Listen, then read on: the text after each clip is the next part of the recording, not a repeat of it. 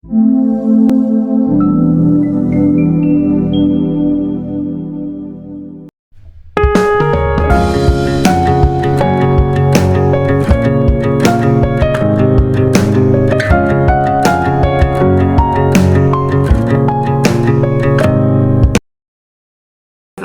warahmatullahi wabarakatuh, Mama. Waalaikumsalam warahmatullahi wabarakatuh, Pali. Iya, apa kabar, Mama? Salam sehat selalu. Alhamdulillah. Iya, Mama. Mohon izin untuk pagi ini akan ngerepotin Bu Ama, akan mengganggu kelas Bu Ama, ya. Pagi ini saya mau ikut ke kelas Bu Ama, mau melakukan observasi. Boleh. Seperti itu, ini bagian dari tugas program guru penggerak, Bu. Ya, jadi seperti itu. Tapi harapannya juga pastinya tidak hanya berhenti di program guru penggerak ya, tapi hal yang bagus ini saya kira yang memaksa kita untuk selalu menyiapkan, selalu melakukan inovasi seperti itu. Jadi memang tujuan percakapan observasi atau coaching observasi pada pagi ini kita diskusi untuk bagaimana kita selalu berusaha untuk mengembangkan pembelajaran di kelas, memberikan manfaat ke anak-anak kita, yang tentunya juga kita berupaya untuk membuat sekolah ini lebih maju lagi dengan anak yang mendapatkan pengalaman yang berharga lah seperti itu dalam setiap pembelajaran. Ya, mohon izin ya Bu Amah ya. Oke, Bu Amah, kalau boleh tahu nih untuk pagi ini untuk tujuan pembelajarannya apa? Untuk tujuan pembelajaran ini sendiri adalah yang pertama menganalisis manfaat dari menghindarkan diri dari sikap mazmumah yang terdiri dari sikap hidup berfoya-foya, riya, sum'ah, takabur, dan hasad. Yang kedua, membuat karya berupa quotes atau mempublikasikannya di media sosial. Yang ketiga, menghindarkan diri dari sikap hidup berfoya-foya tentunya. Dan yang keempat, terbiasa untuk bersikap rendah. Iya. Oke. Dari analisis di kelas, barangkali sudah beberapa kali masuk pasti di kelas ini ya. Pasti kan sudah ada catatan-catatan mengenai anak-anak, sudah tahu bagaimana karakteristik anak dan cara pembelajaran anak. Nah, untuk kali ini Bu, untuk pembelajaran kali ini di area pengembangan apa yang hendak dicapai Bu? Pengembangannya ya. Oke, Iya. yang pertama adalah kemampuan dia dalam berbicara. Kemudian yang kedua menulis. Ya. Ya, atas apa yang diketahui supaya dia bisa melakukan perilaku yang tadi udah disampaikan dan udah dia tulis.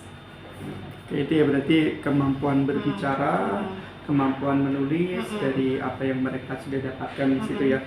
Kalau misalkan area-area pengembangan sikap Bu, kalau di kita itu ada KSE ya.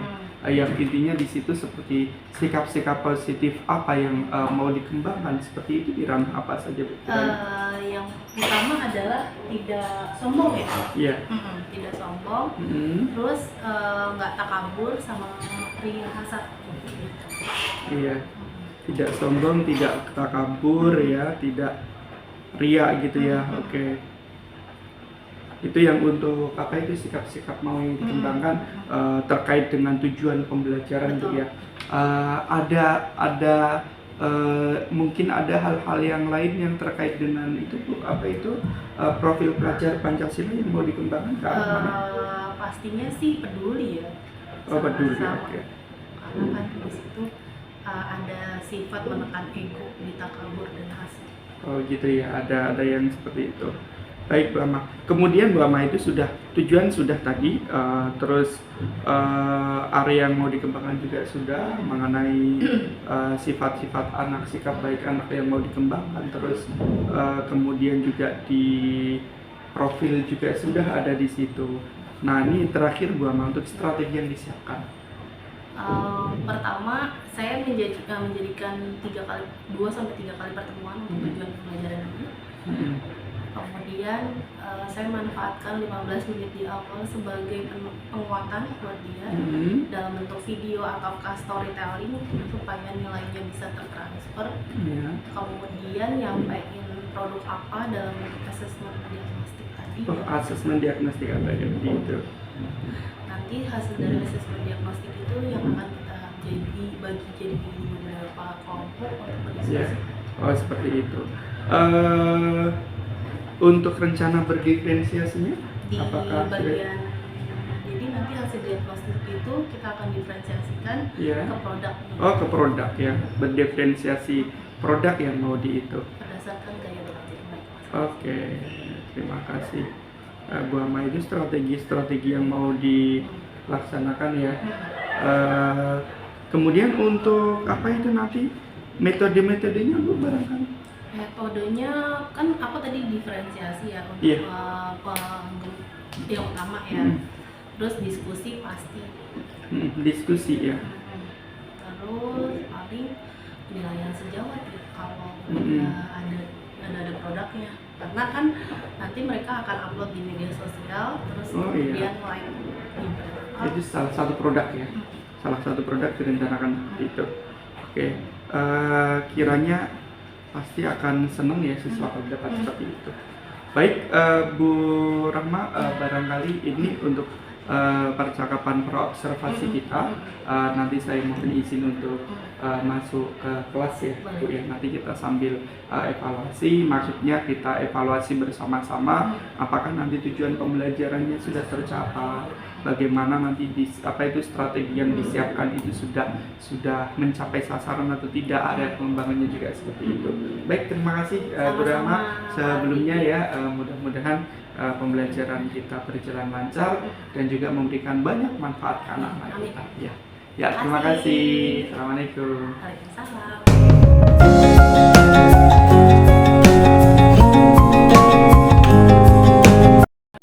Assalamualaikum warahmatullahi wabarakatuh.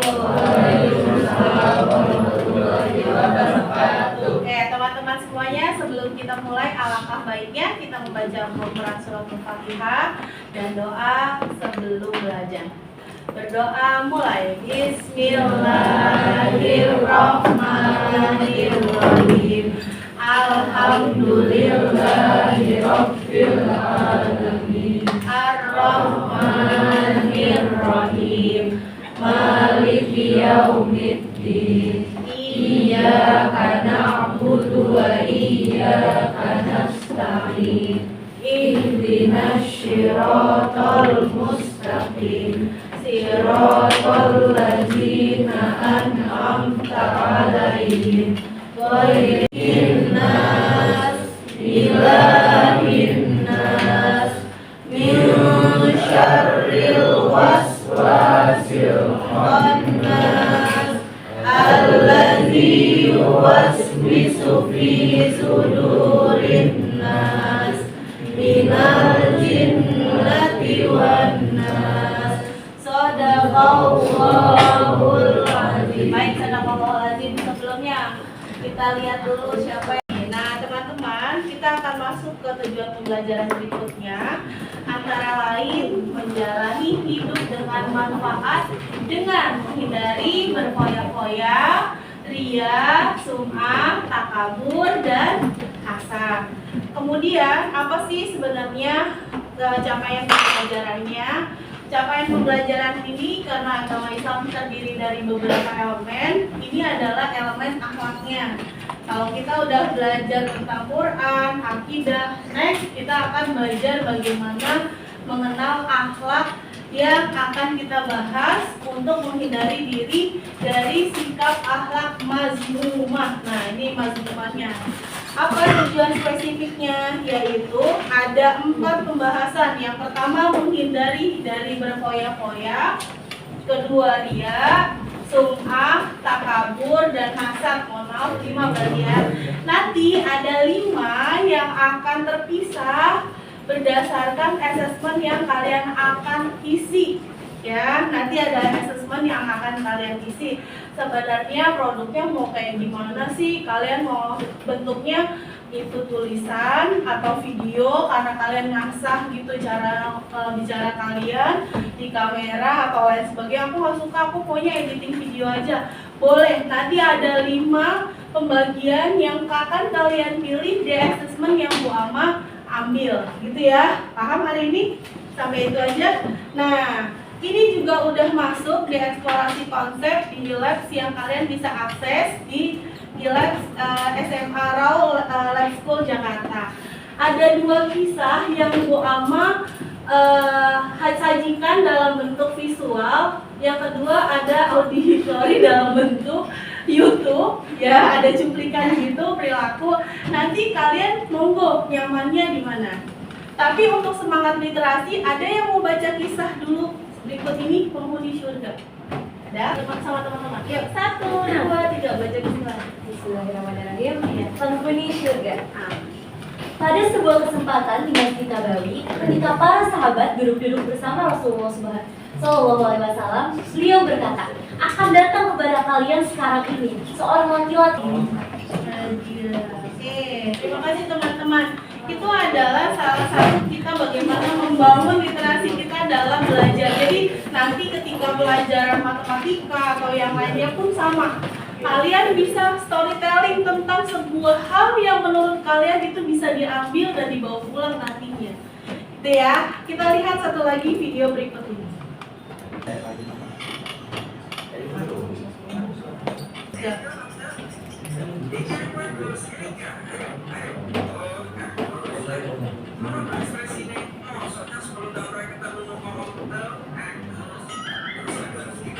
Sekarang kita sudah next level. Jadi apa yang spesial dari pertemuan ini? Level-level ngomong apa sih? Emang salah namanya bocoran.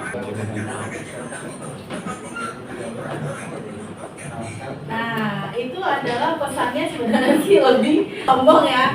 Tapi animasi sekarang itu banyak banget yang bisa kalian jadikan pesan tersendiri ya. Jadi misalnya ada hikmah di balik kisah dari apa yang kalian mau sampaikan. Nanti kita akan bagi beberapa kelompok, tapi sebelumnya boleh saya jelaskan dulu.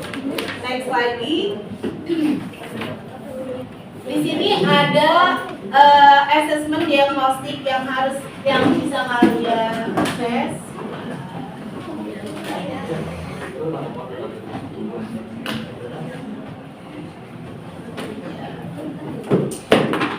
Jatuh tuh ambil dulu.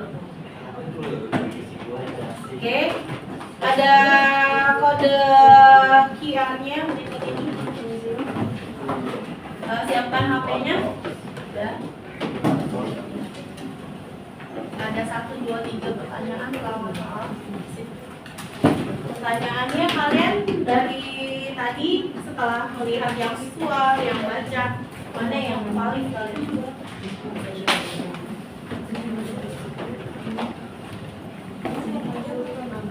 Namanya nama lengkap. Al-Falaq. Qul a'udzu birabbil falaq. Al-falaqnya apa? Alif lam. Komaria. Mir. Syarri ma khalaq, nun mati ketemu sya.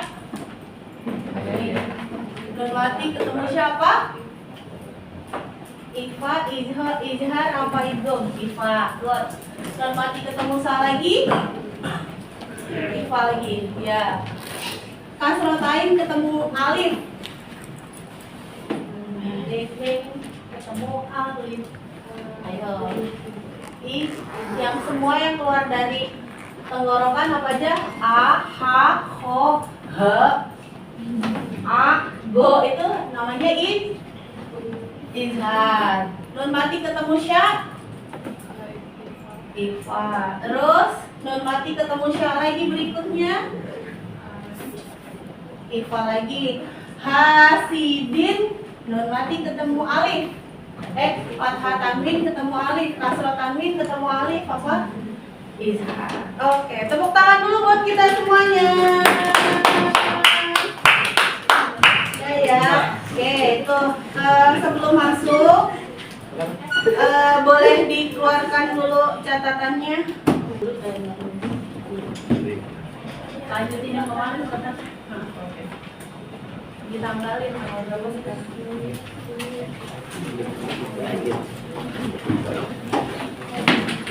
Jangan sampai hilang ya catatannya. Nanti dari awal dari sini sampai udah berapa ayat yang kita tulis? 1, 2, 3. Sekarang ke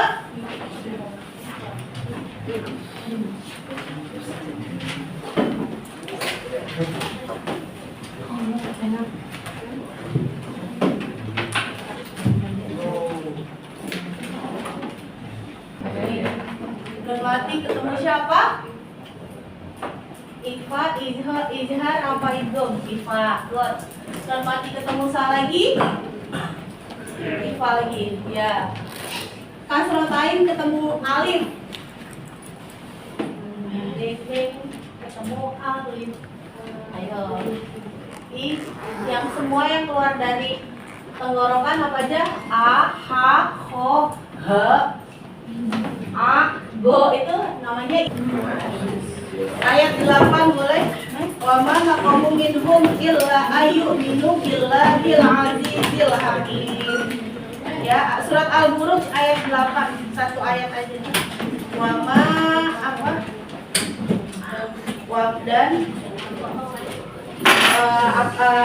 Dan barang siapa naqamu apa minhum ya illa ayyuminu yang beriman billahil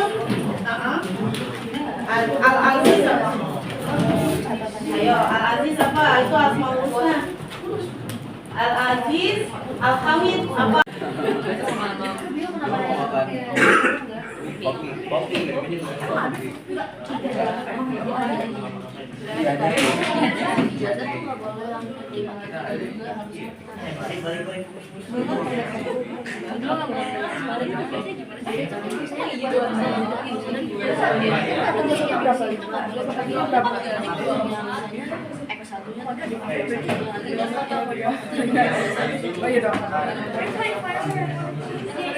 Kalau ini tuh sebentar.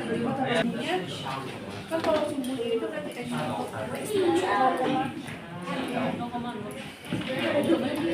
Kalau kalian coba gimana?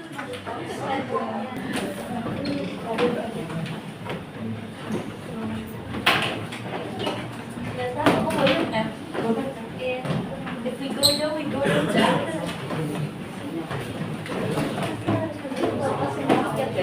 ada yang udah boleh dikumpul.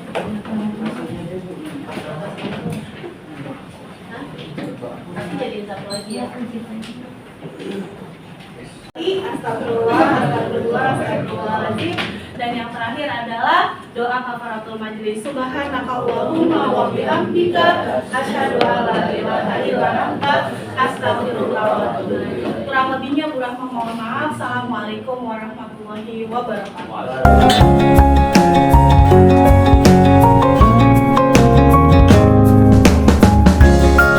Assalamualaikum warahmatullahi wabarakatuh. Oke, selamat siang, Mama. Ya, Bu Fitri. Ya, untuk kali ini Bu Amah kita akan melaksanakan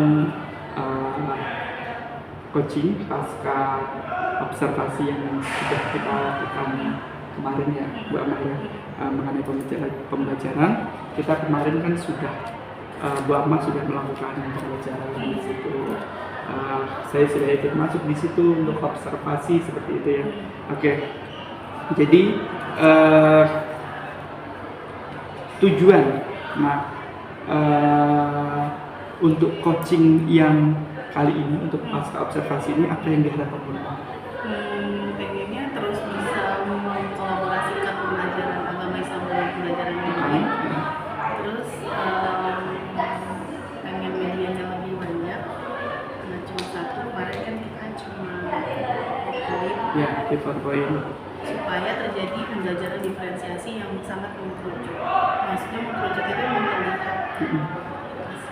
Jadi salah satu tujuannya itu, salah satu tujuan untuk pengembangan itu ya. Oke. Baik Bu Amah, dari kemarin Bu Amah, dari pelaksanaan pembelajaran kemarin waktu sama-sama kita masuk di kelas, tujuan kan kemarin sudah di tujuan pembelajaran sudah Bu Amah sampaikan ke siswa yang di RPP ya, jadi kan mau diajar dikembangkan Bu Amah.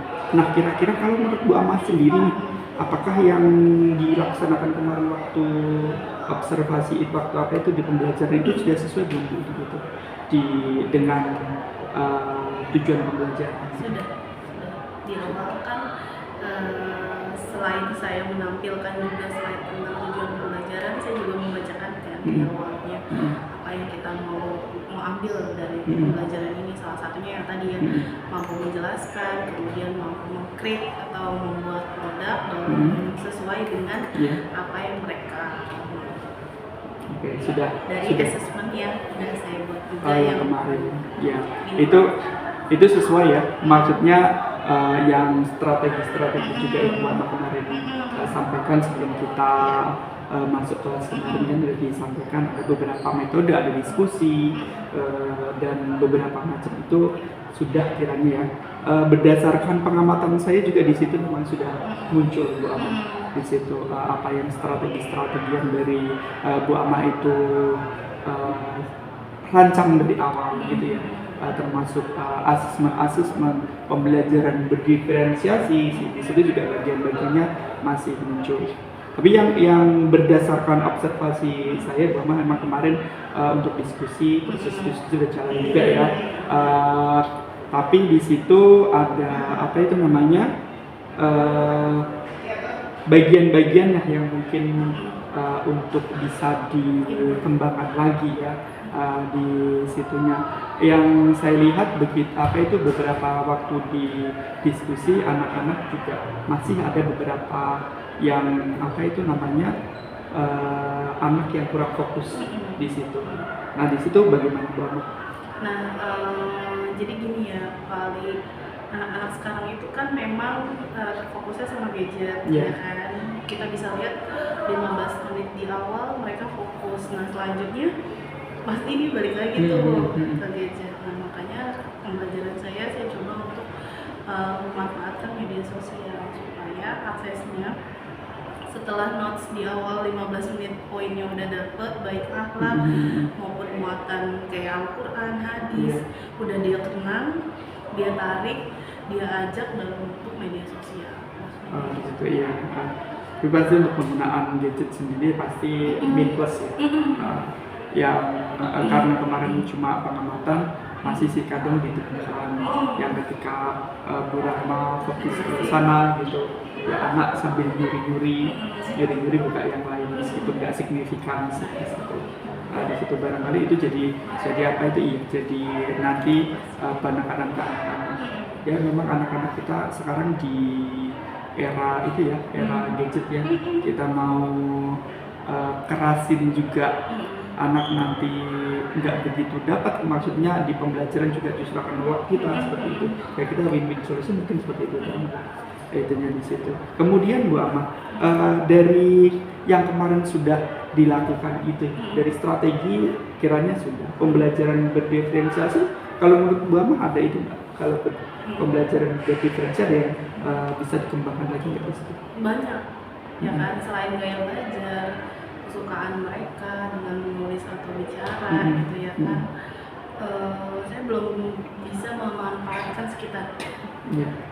Yang di sekitar itu seperti perpustakaan, kemudian masjid, kan itu adalah media yang ada di sekitar kita. Diferensiasi is not di kelas aja, tapi kan di out, jadi di luar. Pasti seperti itu. Nah itulah yang saya itu nanti rencana pengembangannya ke arah itu. Lebih ke kalau Bu Ama sendiri, kalau kemarin sih kalau menurut saya sendiri juga untuk pembelajaran sudah berjalan dengan bagus ya. Di situ bagian-bagian sudah berjalan juga. Selain berdiferensiasi tadi Bu, kira-kira yang bagian-bagian mana, pembelajaran mana lagi yang Bu Ama untuk rencanakan untuk pengembangannya biar pembelajaran itu lebih terasa efektif dan lebih bermakna lagi. Kolaboratif penting, ya. Kalau rencananya Bu Ama? Itu dua hal yang kayaknya nggak bisa terpisah ya. Iya. Karena kolaboratif itu mengekspresikan guru sama murid dalam satu, tapi diwadahkan dengan media. Jadi kita bisa ketemu murid dalam bentuk virtual, ya kan, kolaborasi di situ misalnya di Canva.